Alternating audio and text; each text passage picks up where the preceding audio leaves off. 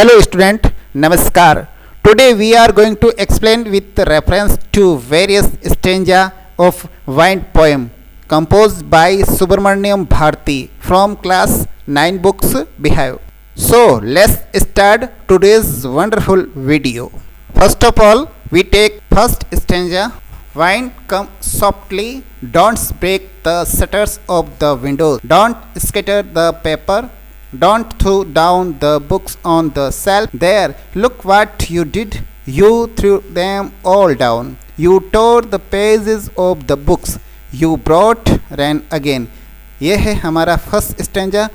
सबसे पहले हम लिखेंगे इसका रेफरेंस, उसके बाद में लिखेंगे इसका कॉन्टेक्स्ट यानी प्रसंग, उसके बाद इसका करेंगे एक्सप्लेनेशन यानी व्याख्या. कवि उपरोक्त पंक्तियों में हवा से निवेदन करता है, वायु से निवेदन करता है कि तुम धीरे धीरे चलना, तेज चलकर हमारी खिड़कियों के पट मत तोड़ देना, हमारे जो कागज़ है उनको बिखेर मत देना, और हमारी जो पुस्तकें रखी हुई है रैंक पे उसको भी आप गिरा मत देना.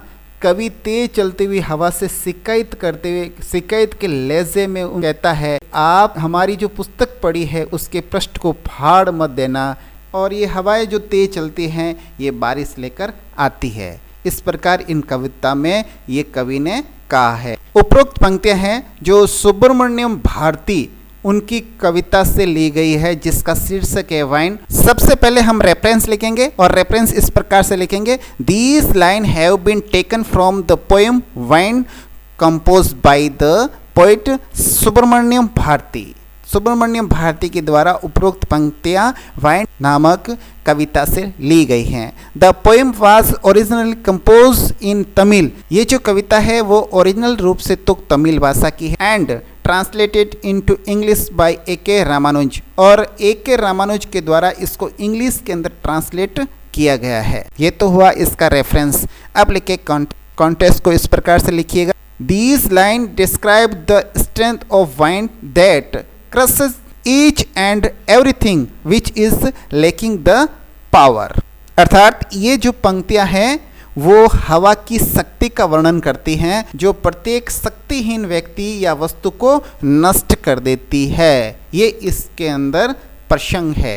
अब हम लिखने जा रहे हैं इसका एक्सप्लेनेशन, और एक्सप्लेनेशन इस प्रकार से लिखेंगे कि कवि है जो ये हवा से निवेदन या विनती कर रहा है कि धीरे धीरे चलिए. तो हम लिखेंगे इंग्लिश के अंदर, the poet request the wind and ask it to blow softly. आगे हम लिखेंगे कि कवि खिड़कियों के पट न तोड़ने का रिक्वेस्ट करता है, निवेदन करता है. तो इसको इस प्रकार से लिखना है, he asks the wind not to break the shutter of the window. आगे कवि कहता है कि हवा तुम कागजों को इधर उधर मत बिखेर देना. तो इसको इस प्रकार से लिखेंगे, he ask the wind not to throw papers here and there.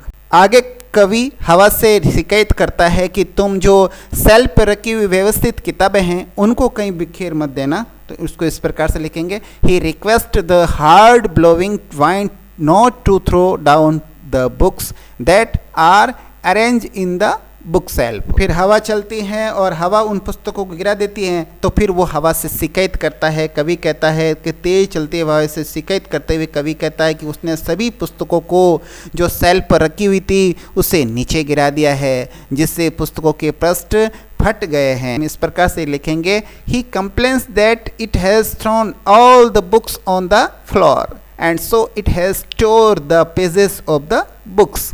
और कवि कहता है कि ये फिर से बारिश लेकर आ गई है. जब तेज हवाएं चली तो बारिश लेके आ गई. इसको इस प्रकार से लिखेंगे, it has brought rain again. इस प्रकार से हम इसका रेफरेंस, कॉन्टेक्स्ट एंड एक्सप्लेनेशन करेंगे. अब चलते हैं अगले स्टैंजा की तरफ. अगला स्टैंजा इस प्रकार से है, you are very clever at poking fun at weakling, frail crumbling houses, crumbling doors, crumbling rafters, crumbling wood, crumbling bodies, crumbling life, crumbling hearts. The wind god winnows and crushes them all. यह है stanza number 2. अब सबसे पहले लिखेंगे reference, उसके बाद में लिखेंगे कॉन्टेक्स्ट, उसके बाद में करेंगे इसका एक्सप्लेनेशन। सबसे पहले लिखता है इसका रेफरेंस। ठीक हमने जो पहले स्टेंजा के अंदर लिखा है वही लाइनें यहाँ लिखनी है। ये पंक्तियाँ याद कर लीजिए, यही हमें रेफरेंस के अंदर इस पोएम के अंदर लिखनी है। These line have been taken from the poem wind compose by the poet Subramaniam Bharati. The poet was originally compose in Tamil and translated into English by A K. Ramanuj. ये आपको याद रखना है, ये रेफरेंस है। फिर context, these line describe the strength of wind that destroy the weakling. इन पंक्तियों में भी हवा की ताकत का वर्णन किया गया है तथा कमजोर व्यक्ति या वस्तु का दमन करना इसके अंदर बताया गया है। अब इसका एक्सप्लेनेशन करेंगे। एक्सप्लेनेशन के अंदर सबसे पहले हम लिखेंगे कि हवा से विनती करते हुए कवि कमजोर चीज़ों और कमजोर प्राणियों का मजाक न बनाने का निवेदन किया है। तो वो हम इस प्रकार लिखेंगे, the poet request the wind that it should not make fun of all weak things as well as. कवि कहता है कि हवा की जो शक्ति है वो कमजोर चीजों को बेकार कर देती है। इसको इंग्लिश में लिखना है, the power of wind throws out of and crushes all such as weak and easy to break houses, doors, rafters, wood, bodies, lives and heart ETC। हवा की शक्ति के आगे ये सब चीजें बेकार हो जाती हैं। They all fall victim to the might of wind. इस प्रकार हम इसका रेफरेंस, कॉन्टेक्स्ट एंड एक्सप्लेनेशन करेंगे। आप इसका स्क्रीनशॉट ले लीजिए तथा अपनी नोटबुक के अंदर इसको नोट कर लीजिए और आप इसको आसानी से याद रख सकते हैं। हमने इसके छोटे छोटे सेंटेंस बना के दिए हैं आपको। अब हम चलते हैं तीसरे स्टेंजा की तरफ। तीसरा स्टेंजा है, he want to do what you tell him, so come let's build strong homes, let's joint the doors primly, practice to from the body, make the hearts steadfast, do this and wind will be friends with us। इन पंक्तियों के अंदर कवि ये स्वीकार कर लेता है कि हवा में असीम शक्ति होती है और बहना उसकी स्वाभाविक प्रवृत्ति होती है, उसकी स्वाभाविक प्रकृति है।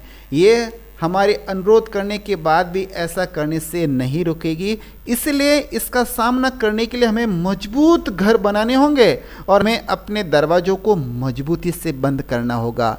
हमें अपने शरीर व हृदय को मजबूत बनाकर उसका अभ्यास करना होगा। ये बातें इसके अंदर बताई गई हैं और वो चीज़ें हमें लिखनी है। सबसे पहले हम लिखेंगे रेफरेंस, और रेफरेंस आपको मालूम है कि ये पंक्तियाँ सुब्रमण्यम भारती की कविता हवा से ली गई हैं, तो वो हमें लिखना है। हम इस प्रकार से इसका रेफरेंस लिखेंगे। Reference, these line have been taken from the poem compose by the poet Subramaniam Bharati. The poem was originally composed in Tamil and translated into English by A.K. Ramanuja. ये आपको याद रखना ही है। आगे चलते हैं इसका कॉन्टेक्स्ट, और इसने संदर्भ में क्या बताया। संदर्भ में ये बताया है कि ये जो पंक्तियाँ हैं एक संदेश हमें देती है, हवा की शक्ति का सामना करने के लिए हमें प्रेरित करती है और हमें स्वयं को शक्तिशाली और मजबूत बनाने का संदेश देती है। वो चीज़ें हमें यहाँ लिखनी है। तो हम लिखेंगे, these line are in the form of the message to face the power of the wind, we have to make ourselves strong। यानी हमें मजबूत बनाना है और इस हवा की शक्ति को हमें समझना है। ये बात हमें इसके अंदर प्रसंग के रूप में लिखनी है। अब इसका एक्सप्लेनेशन करेंगे और इसका एक्सप्लेनेशन इस प्रकार से लिखेंगे। सबसे पहले हम लिखेंगे कि जो कवि है वो ये स्वीकार कर लेता है कि हवा में असीम शक्ति होती है। तो ये बात कैसे लिखेंगे इंग्लिश के अंदर, तो now poet realize that wind has great might and it is the nature of wind to flow। यानी हवा में असीम शक्ति होती है तथा ये उसकी एक स्वाभाविक प्रकृति है जिसको हम बदल नहीं सकते। ये बात इसमें बताई। आगे कवि क्या कहता है, आगे कवि कहता है कि इसलिए इसका सामना करने के लिए हमें मजबूत बनना है। तो वो चीज़ हमें इंग्लिश में लिखेंगे, वो चीज़ हम ऐसे लिखेंगे, so it would not stop destroying us even when it is requested not to do so, therefore in order to face it we have to build strong home। प्रकार से कहता है कि हम इसको रोक नहीं पाएंगे, इसके लिए हमें खुद को मजबूत बनना पड़ेगा। हमारी जो मकान है उसको मजबूत बनाना पड़ेगा, हमारी बॉडीज है उसको मजबूत बनानी पड़ेगी और हमारे जो हार्ट है, हृदय है, उसको भी मजबूत स्ट्रॉन्ग बनाना पड़ेगा। आगे हम कवि लिखता है we have to shut our door firmly, हमारे दरवाजे हैं उसको मजबूती से बंद करना पड़ेगा भाई. We have to practice to make our body from and the heart strong, और हमें हमारे शरीर को भी मजबूत बनाने का अभ्यास करना पड़ेगा, हमारे हृदय को भी मजबूत, हमारे दिल को भी मजबूत करना पड़ेगा. ये कवि इसके अंदर बताता है. कवि आगे कहता है only then we shall be able to face the wind strongly, तभी हम हवा का मजबूती के साथ सामना कर सकते हैं. आगे कवि लिखता है then wind will behave like friends with us, अगर हम हवा के साथ अगर शक्तिशाली बन के रहेंगे तो हवा हमारे साथ मित्रवत व्यवहार करेगी. कवि हमें समझाना चाहता है कि जिंदगी में जिस प्रकार हवा नहीं मानती है उसी प्रकार चुनौतियां भी हमारे जीवन में आती रहती है, वो भी नहीं मानेगी, उसके सामने हमें मजबूत होकर खड़ा रहना पड़ेगा. ये कवि उदाहरण देके बताता है. तो इसको इस प्रकार से लिख सकते हैं thought the example of wind, हवा का तो केवल मात्र उसने उदाहरण दिया है, जीवन के अंदर ऐसी कई चुनौतियां हैं जो हमारे सामने आने वाली है और उसके सामने हमें मजबूती के साथ खड़ा रहना है.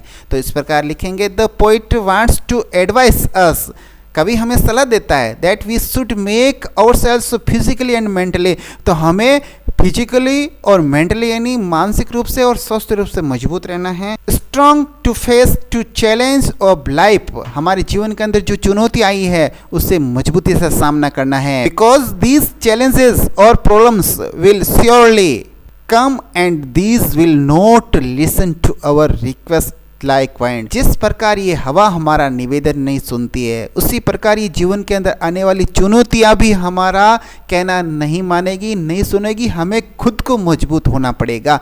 ये बात इस कविता में इस उपरोक्त पंक्तियों के अंदर कवि समझाना चाहता है. I hope that you also understand. अब चलते हैं नेक्स्ट स्टेंजा की तरफ. The winds blow out weak fires. He makes strong fire roar and flourish. Friendship is good. जो कमजोर आग होती है, लेकिन जो तेज आग को ये हवा भी, जो प्रचंड हवा होती है ना, वो भी उसको बुझा नहीं पाती है. ठीक उसी प्रकार हमें शक्तिशाली बनना है. अगर आप शक्तिशाली होंगे तो हर कोई आपसे मित्रता करने का प्रयास करेगा. इन पंक्तियों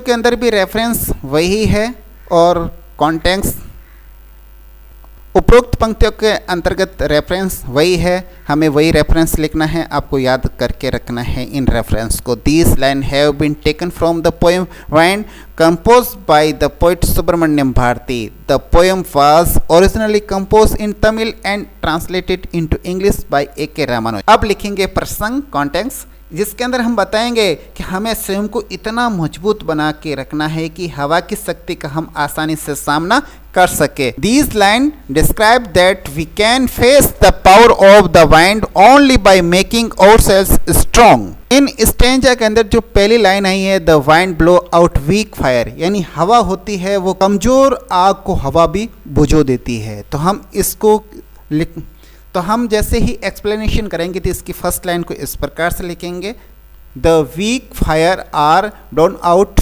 bye the wind but it turns strong fire into even stronger, यानी कमजोर आग को हवा भी बुझो देती है लेकिन जो तेज आग को ये अत्यधिक प्रचंड बना देती है. इन दिस सेम वे, और इसी प्रकार इफ वी आर स्ट्रॉन्ग, यदि हम मजबूत होते हैं, शक्तिशाली होते हैं, it will simply added to our strength, तो हमारी शक्ति के अंदर वृद्धि ही होगी. बाद में तो ये सब हमारे मित्र हो जाएंगे. तो इसको लिखेंगे and then it will be our friend. अगर आप फ्रेंड की रिक्वेस्ट करेंगे तो कोई नहीं बनेगा, लेकिन अपने आप को इतना मजबूत बनाओ कि अपने आप लोग आपसे दोस्ती करने का प्रयास करें, लोग अपने आप आगे बढ़े और आपसे दोस्ती का हाथ बढ़ाए. It's friendship will do us good, और इसकी जो मित्रता है वो भी हमारे लिए अच्छी है. We praise wind every day in order to the friendship with it, और that challenges and adversities destroy those who are weak. यहाँ पर कवि ये कहना चाहता है कि जो व्यक्ति कमजोर है उसको चुनौतियाँ और उस कठिनाइयाँ उसको नष्ट कर देती हैं. जो शारीरिक और मानसिक रूप से मजबूत होते हैं वो इन चुनौतियों का सामना कर लेते हैं. तो इंग्लिश में लिखेंगे those who are physically and mentally strong they become still more stronger when they face these challenges and thus these unfavourable things become more favourable to them. तो इस प्रकार जो उनके पक्ष में भी नहीं होता है वो अपनी शक्ति अपनी ताकत से अपने पक्ष के अंदर कर लेते हैं, और जो भी विपरीत परिस्थितियां हैं वो भी उसके पक्ष में बन जाती है। इस प्रकार हमने इस पोएम से 4 स्टेंजा लिए हैं और चारों के रेफरेंस, कॉन्टेक्स्ट और एक्सप्लेनेशन आपको बता दिए हैं। आप आसानी से इन चारों स्टेंजा के आप रेफरेंस विद कॉन्टेक्स्ट कर सकते हैं। आज का वीडियो बस यहाँ तक ही। अब हमें इजाज़त दीजिए, अगले वीडियो तक हम आपसे लेते हैं आज्ञा। नमस्कार, वंदे मातरम, जय हिंद।